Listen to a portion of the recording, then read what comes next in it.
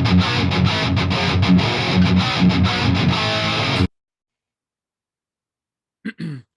everyone, welcome to another episode of my podcast. We have a very special guest today joining all the way from Singapore. We got Caine Lian joining the podcast. Hi Caine. Hi everyone. Yeah. How are you doing? Well, yeah, I'm doing pretty much fine. Quite busy on my own. On my other freelance work and stuff. But for quite but recently over the few years was also like everyone else, we all have our issues and all these kinds of stuff, and I was like having trouble with like coping with life, not only with like relationships, not only with just with my family, with my friends and everyone. Don't get me wrong, they are very nice people, but I found that for myself that the not say the problem it's me, but Right. there are a couple of times I was like just ready to throw in the towel and just kind of like give up give up on everything, not only just for the band, I mean everything in general. But I found that for me, you are only in control of your life. No one or anything can make you feel anything unless you chose to let them, or in more of that sense, affect you. People who are close to me tend to know that I tend to keep such things like my Right. mental health like a secrecy. But at the end of the day, if you know someone who is struggling, just feel free to approach him, like maybe just a simple like, hey, how is it going? And just lend him or her a listening ear. And you don't have to give them the perfect solution to their problems, because that's not what they are looking for. What they are actually looking for is a listening ear, and sometimes just by listening and doing nothing helps. Right. For Right. the band, yeah, correct. So Caine, so I think last time we met, last time we were at, I think it was Paul Gilbert show 2019, December 2019, right? I think Yeah. that's the last time we met, and after that, there was no shows. I couldn't go to Singapore anymore. It's like almost 2 years now. Uh, so how was it for you? Because I know you go to all the concerts, like you go regularly to the show. You're outgoing, and how was it that all this pandemic situation and circuit breaker and all that? How was it for you the last year, especially?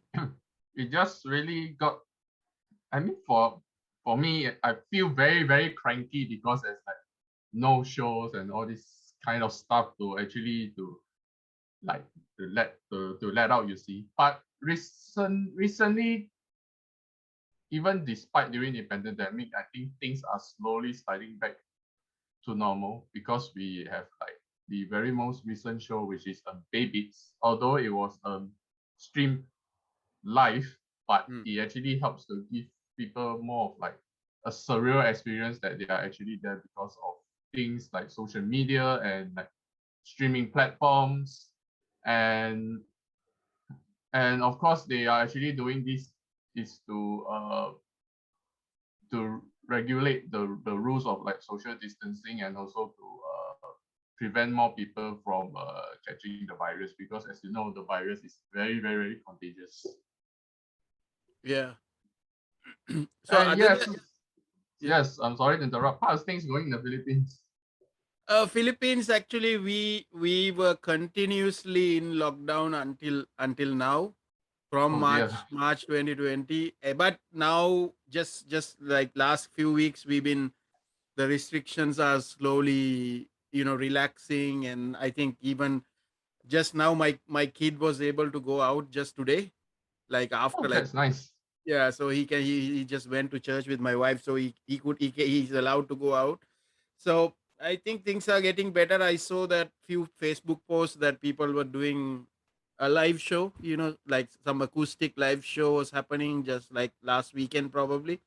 So things are getting, I'm hopeful that probably by next year we could get back to normal, and I could go back to Singapore and meet you guys again.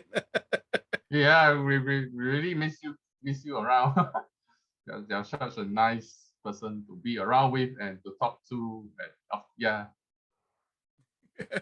So of course. yeah, I mean, we should talk about a lot about music, but tell me a little bit about your childhood and like, what's your earliest memory of music? Oh, my. Oh, okay. Yeah, this is very interesting. My childhood, I would just say my first exposure to music is when I was 7.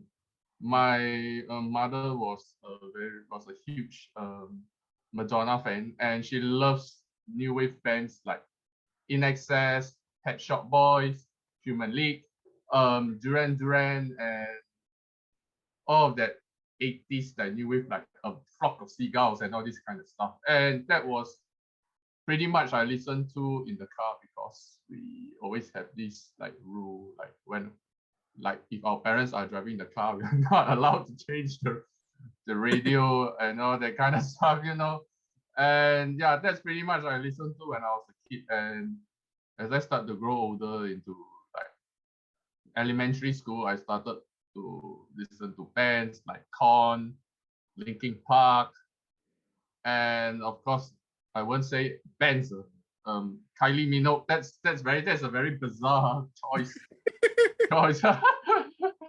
Yeah, that's a very bizarre choice. But if it wasn't for her, I wouldn't have gotten into I wouldn't played the guitar. I got into more heavier bands like Bathory, Destruction, Sodom, and the Metallicas and Megadeths of America.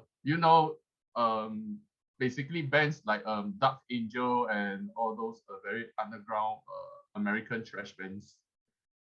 Right.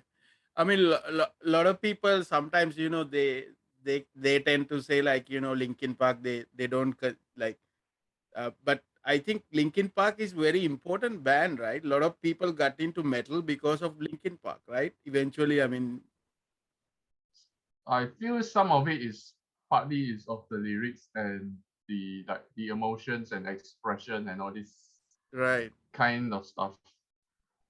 Yeah. Yeah, this kind of stuff. And to be honest, Linkin Park kind of like helped me with my secondary school days. I wouldn't say I have a great secondary school day. I mean, like everyone else, we are always bullied and all this kind of stuff, and we just need some like outlets to like let it out. And Linkin Park is one of the great examples that we can listen to. Yeah. What's your memory of like early metal scene or rock scene in Singapore? Like, do you remember going to the gigs? What's your like first gig? I didn't really. I think back at the time, I didn't really go into metal gigs when I was like 20. I just recently started going to gigs, and I think that was like 3 to 4 years ago because I was like battling with like my health issues and all these kind of other things and university and all this kind of stuff. So I didn't really go to gigs and all this kind of stuff. But one of the first few gigs that I actually went to, if I'm not mistaken, if I can say the first legitimate gig that I went to, it's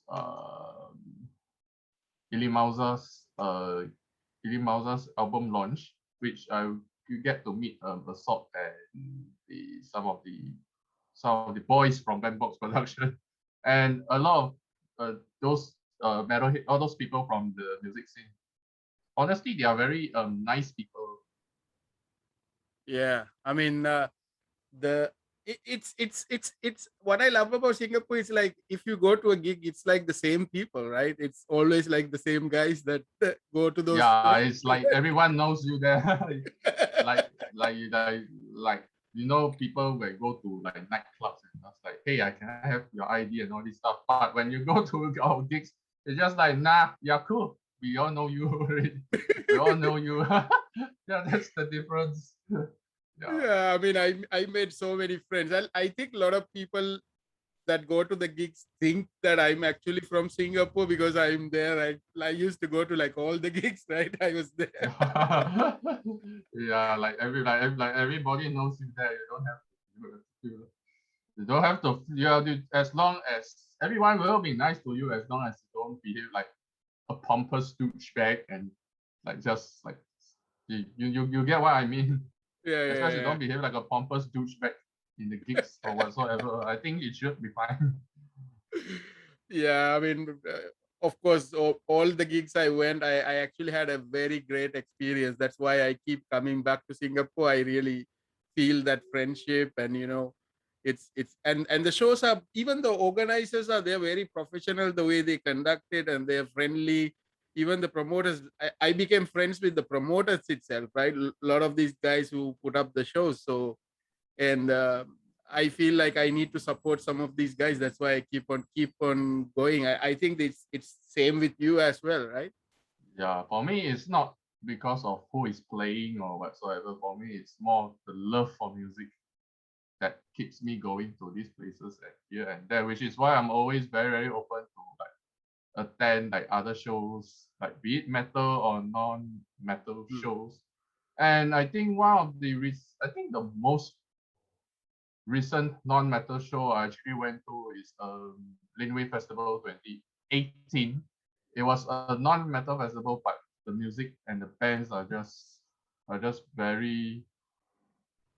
I would just say their showmanship is a whole new level, Right. and the aim is not only here to enjoy like good music, but more or less is to show that we metalheads are like normal human beings like you and I, and they shouldn't be ostracized or stereotyped or even shunned by society because they all are like normal human beings and they also have a job. They have responsibilities and all these kinds of things. They are not like unique. Not say they are not unique. I mean everyone is unique. I mean um, they are just ordinary human beings like you and I, and I don't think they shouldn't be like treated like outcasts as such, which is the Right. reason why I attended a Linway Festival, which is another way for me to like to deliver the message that metalheads are kind, kindred spirits, and nice human beings like you and I. Yeah. Um. So Kate, tell me about you starting to play guitar. So, like, you remember what was your like first guitar? Oh, oh, my first guitar. Oh my god, that was like way back. Um, it was the first. I think it was a Yamaha acoustic. It was a starter. It was a starter pack where you comes out with all those picks. The like you. I'm not the winding tool. I think that's the one where you have to plug into your tuning pack or something, which helps you to like wind and unwind your strings and all that. Yeah, and I still have this guitar to this day, and I actually started out with then after that I moved on to electric, which was the BC Rich electric guitar, because in the early days Dave Mustaine used to use BC Rich, and I was like, hey, that's damn cool, I should use it. Then after that I started using it for a short while, and then one of my first few bands that I first started was actually a shoegaze band, but I can't remember the name. It was like more than a decade already. Right. Yeah, and I was still using that guitar to play. But the sad thing is that the band was already disbanded when I already have all the songs and materials ready for recording, and I mean few weeks before that, everyone was like telling me that, hey, I can't get to this band. I have to go. I have to go to overseas. I have like other commitments. I have national service. And eventually the band folded. And as time goes by, I listened to guitarists like Paul Gilbert, Steve Vai, Red Beach from Winger. I'm not sure if you heard of him. He's also the guitarist for Whitesnake, Right. and that inspired me to switch to Ibanez, because they are very versatile instruments, and you can play it like for any genre, be it blues, pop, rock, or metal. That's the thing that I enjoyed about Ibanez guitars, which is their versatility. Right. So last time I saw you perform, I think I saw you maybe, I don't know if it was 2019 or 2018.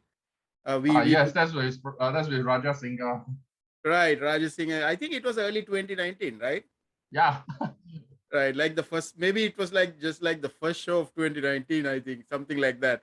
And I saw your band, Krusnix, right? So you've been there on this band from the first when they formed itself, right? 2016.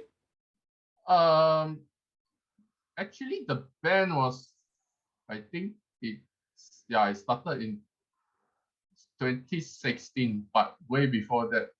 If I'm not mistaken, I mean, Afik, who's the frontman, and Amiru is the drummer. They are actually two college mates who met at a band competition, and then they start to form their own bands. I think probably with like different members, but I don't think it succeeded.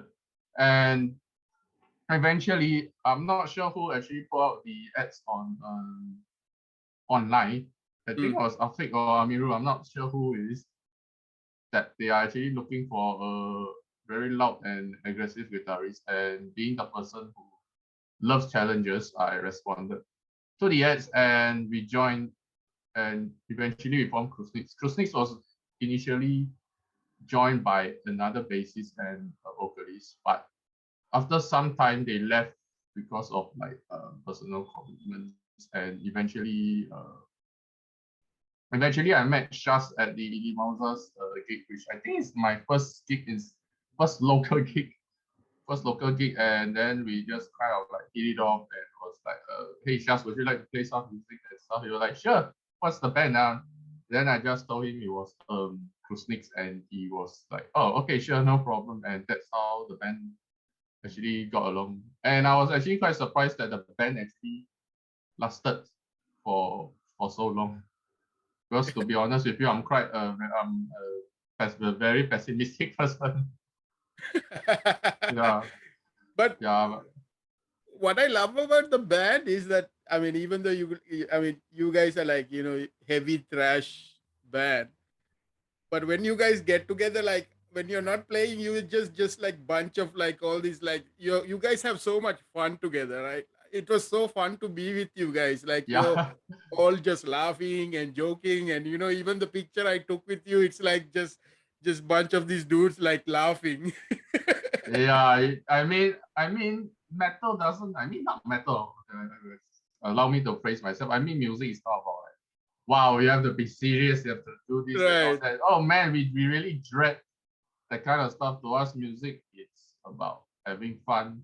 But when it comes to like the aspects of the emotional and technical aspects of making music, this is the point that we have to draw a line of to be serious. And we actually have to know when to is the time to actually to goof off and when to be serious. And that I believe that is the thesis of every good musician, as in a good musician knows when to knows when to have fun and know when to like, start being serious in their work. right, So this is what Krusnix has always been all about. And as for our songs wise, we don't really follow a specific theme like most thrash metal bands. When you know most thrash metal bands, they all have all that typical like themes like society issues, like all those kind of stuff. But for us, we take all our inspiration from like different sources, because we believe that ideas don't exist purely in a vacuum. right. And as yeah, correct. And as for I think I'm not sure what his thought process is, but his ideas is just very random. They can become across like dreams. For instance, Spill of Blood is more like a dream he had, but it's more of like selling your soul to the devil to like to get whatever your heart desires, which is Right. basically the theme of the song. And yeah, and for me, I get my ideas from like are you a fan of horror shows? Yeah. Yeah, like for me, I get my inspiration from all those like old school new school horror shows. One of the very very old horror films would be like Carrie, not the remake, Carrie, Invasion of the Body Snatchers, Right. The Birds, and all that kind of stuff. And recently, Stranger Things, which is I feel is a very and Stranger Things and also Twin Peaks and also probably video games that I used to play in my childhood, like Metal Gear Solid, Twisted Metal, Need for Speed, and yeah, I mean, just a spoiler, just to give you a fun fact about our song Highway Chase. Highway Chase was actually written based on an inspiration I had from playing games like Need for Speed, Twisted Metal, and I think a few days ago, I was watching this documentary about this criminal uh, highway pursuit. I think the pursuit was actually very very famous, and the news coverage has been going on like for days and days. And I figured that hey, this is something that's interesting, and I just like based on that inspiration, and I just wrote out Highway Chase. Right, right. And I'm a bit curious about the album title. It's I mean, first of all, I'm so happy that you guys actually put the album out on Spotify, the full album. Just Yeah, it's so nice I to figured see. it was like due timing, but it turns out imposter syndrome and all this kind of stuff. Imposter syndrome is what I mean is that we just feel that hey, this product is not good enough. I don't think I should put this out, like all that kind of stuff. So, but yeah, I mean, at the end, and sometimes some of us we are having like other commitments, like every normal working adult, we all have our own commitments and stuff. And I was like, was also like battling my inner demons and all this kind of stuff. Right. Yeah, but yeah, okay. I want to ask you what was like, I mean the title of the album, the constitutional sacrifice, uh, because I feel that after I mean when this pandemic happened, what people were not realizing is everywhere in the world there were a lot of these new laws being passed and everywhere. Not I mean I know it happened in Singapore, in the Philippines, Australia, everywhere they're passing these laws, like maybe it's an anti-terror law or something like that, where if you look at the content, it's all about controlling people and detaining them for longer periods of things like that, which I feel like which feel like it's related to your title because they Yeah, are I they are think that actually is something. Yeah, I believe that is something that is related to the theme, like capturing of like all this stuff of like in term. Don't get me started on those like internment camps in other countries and all this stuff because yeah, I think this is probably like the can of worms that I don't wish to right. open. Yeah, I mean the moment if it starts opening, we'll just start to move to another direction. Yeah, I think I think that's what inspired the song, the album title Constitutional Sacrifice because of things like internment camps and all these kinds of other things. Like like it's not only happened way back in the past, but it also happened in the present, which is something that we feel that it has to be addressed Yeah. or expressed. Not say addressed, it has to be something that has to be expressed in the songs. I think we need to have awareness, right? We need to know these things are happening. That I think that's the first step, right? People need to know Yeah. because people are what happening is a lot of people are just distracted with day to day struggles. They don't really realize that these things are actually happening, right? So Yeah, or some of them will be just thinking like, hey, this stuff is actually tailored. I don't think this source is true. Which right, is which actually a lot now technology is so advanced, anything can happen. So people will just think that, oh yeah, this photo is tailored. I don't think it's real. I think it's just some like bullshit or just some old man yelling at clouds. Poster. right. So, Ken, you went to several lot of concerts as a fan. So, what's your like most memorable or the special concert you attended? Besides Linway Festival 2018, one of the most memorable concerts I attended was Iron Maiden in 2011.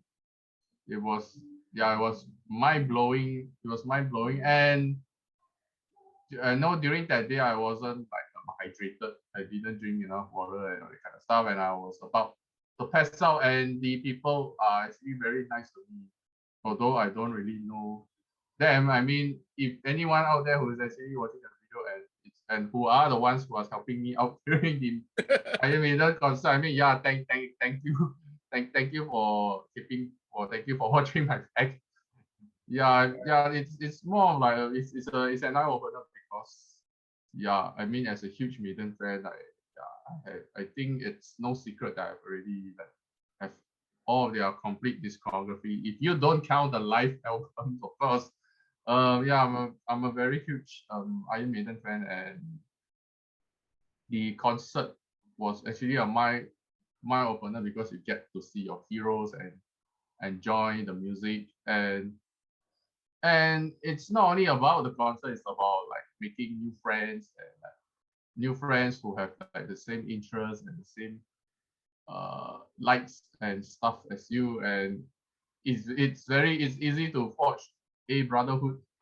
I think music is the perfect medium to like forge all brotherhood and stuff. And I believe if there's a war, if I believe if there's a war among the world, and countries should actually use music to stop wars. To actually, countries should use music to fight wars instead of using like nuclear weapons and all of Right. their like human, all of like those like self-destructive weapons to kill each other. That's what I feel. Yeah, Yeah, I think music has that power, right? To get people yeah, together. Like we don't care when we get together whether you're like, what race or what religion. We all just enjoy the moment, right? Like it's yeah, yeah, exactly. Yeah, I mean, if there's a war, I think what the president should do, I mean, instead of like signing treaties to like have like countries fighting each other, they should like maybe, I don't know, they should engage like maybe like in a rap battle or something for war. Yeah. That's just my point of view. I mean, like countries should actually use their music. Like for example, if like this particular country has that particular artist, then they should have this particular artist to fight each other with like music to see like who has the more like right. I but think more I think more viewers, more listeners and all that kind of stuff. Yeah. I've seen that yeah. Have you seen this comedy movie Meet the Spartans? Yes. Yeah. They had a scene like that, right? Yeah. Yeah. Yeah, they should be doing that kind of stuff instead of using things like, oh, we should use like war hits and all this kind of stuff. Yeah. uh, how about this show? I know I mean, I know that show got canceled, but I know that you went to the Watain concert in Singapore. Yeah. That's the speaking of what thing now, can we just talk more about the like my views for Singapore? I mean, yeah, it's a very I will just say whatever that's on my mind. And for people who are actually watching the podcast, please don't come to my house with like burning torches or pitchforks, or just go into like full range key warrior mode and just put hashtag cancel Krusnix, cancel Caine, and all that kind of stuff. Yeah, because that's just my point of view. Actually, the cancellation of what Caine actually um represents more of like the like I feel like it actually stifles the freedom of expression for local artists and all these kinds of things, and these kinds of things, but and these kinds of things, which is something that is really one of the things that I actually have an issue with. And another issue that I have with the country, I'm not sure if it's real or whatsoever. It's the way how Singapore uses capital punishment. To me, capital punishment was never the issue, but it's the way of how they are carried and how the law and all this kind of stuff is being carried. And it sickens me because we often let irresponsible alcoholic maniacs with rich cars and all this stuff to take away innocent lives, while we let sick, demented, rich pedophiles and rapists to get away with whatever they are doing. And instead of punishing those people who actually deserves that punishment, we are still executing innocent people who are used as like drug carriers by like criminal syndicates to carry out their crimes, which to me it has always been that bone of contention for me in Singapore. But one of the good things I discover in Singapore is that there's so much potential and vibrancy in the local music scene. Yeah, as I've actually went to watch a few of their shows, like I think some budding bands like Takeoff and all these kind of like other bands, which actually opened my mind. And of course, now that technology is rapidly evolving, we have like all kinds of like streaming platforms, social media, and all these kinds of things. And I believe that artists in Singapore can find success outside of Singapore as long as they have the determination to do it, and they know how to play their cards well, which is in other words doing their networking, their marketing, and all this kind of stuff. Yeah, just look at local bands such as Wormrod and Impity, and you get what I mean. uh, I actually, yeah, another band that I actually love from Singapore is Rudra. Rudra is Yeah, a they are playing this month. This month, yeah. Yeah, I, actually it was an honor playing for them because yeah, we also get to have like a conversation like about what we should do. And yeah, they actually those bands have been very helpful. They have been giving us like feedback and like positive, constructive like criticism on like what to work on as a band and things like that. right. Uh, Kane, what I love about you, like, you know, when you post on the social media, like, you're also like me, like, you're also a collector of music, right? So you have a like extensive collection, and you're you're not just collecting metal, you collect like so many different genres. And especially I saw the Kylie Minogue thing that's happening, and met her Yeah. Kylie Minogue.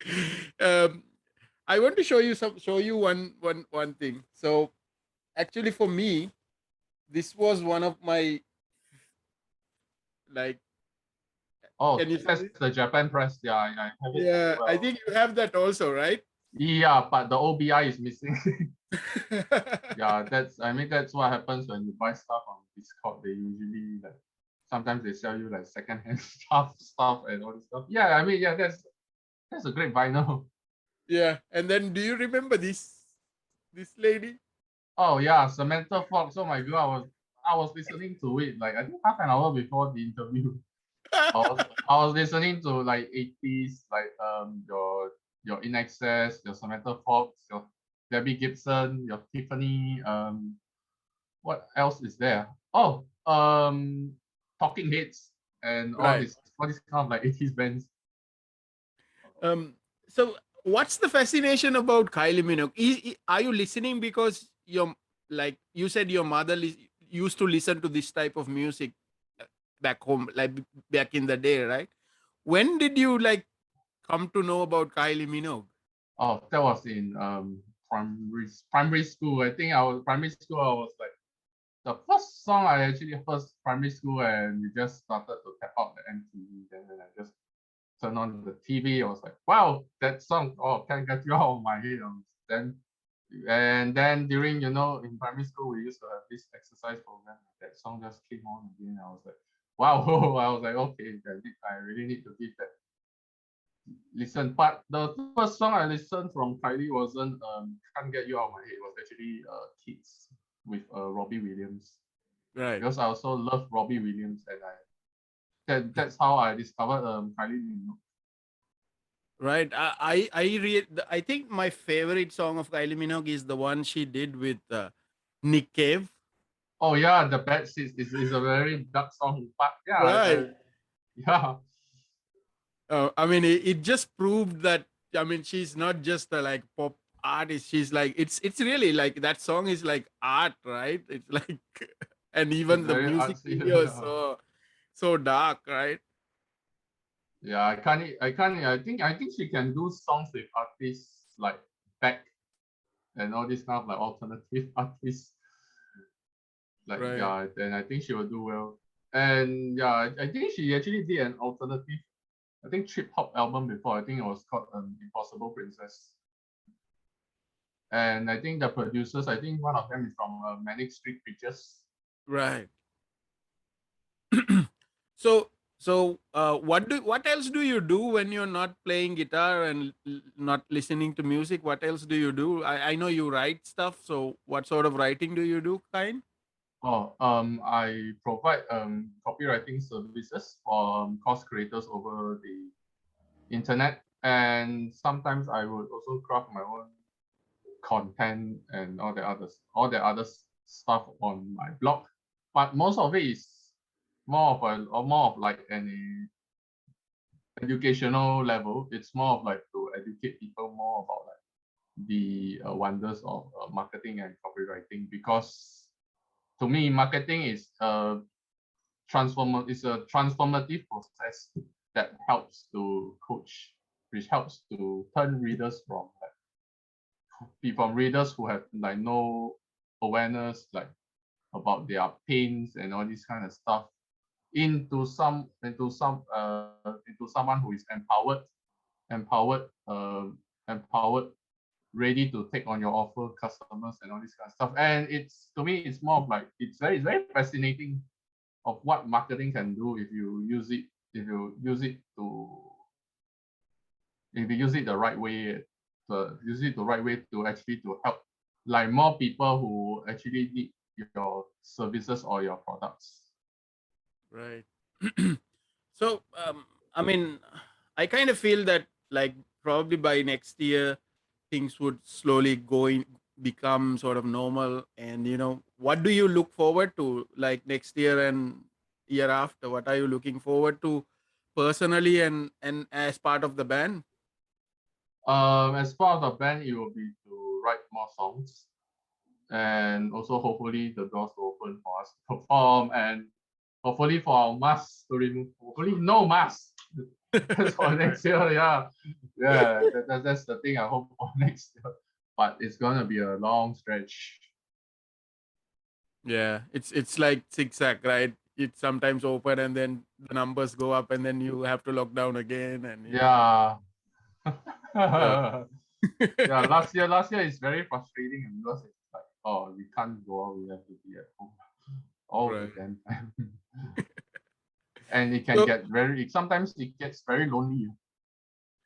yeah, I think you touched on this on the beginning of this that we don't really people don't talk about it, but this pandemic and everything, especially like isolation and it's taking a toll on the mental health of everyone, right? It's we don't really, we just think okay, let's lock down everybody and things will be okay, but a lot of people are struggling with mental problems, right? And isolation and all these things, right? Yeah, I mean, even way before the pandemic, everyone was like already struggling. But I think the thing that is actually stopping them to seek help is probably the stigma that the mental health stigma that society imposes on everyone, and like Mm. all this stuff like if you speak up you are weak and all this kind of stuff, which it's more of like it's more of like the bone of contention for me. Yeah, and especially I think there's this thing like for the guys, right? There's this Asian culture, especially they have this I call it. I mean, this idea that guys should be strong. They shouldn't talk about their emotions. They shouldn't cry. They shouldn't ask for help. Like they shouldn't go to therapy and all this. This. I think these are like bullshit ideas. I think those are wrong. They should be allowed. I think even guys. I feel that this might be stopping some people actually seeking help. Right?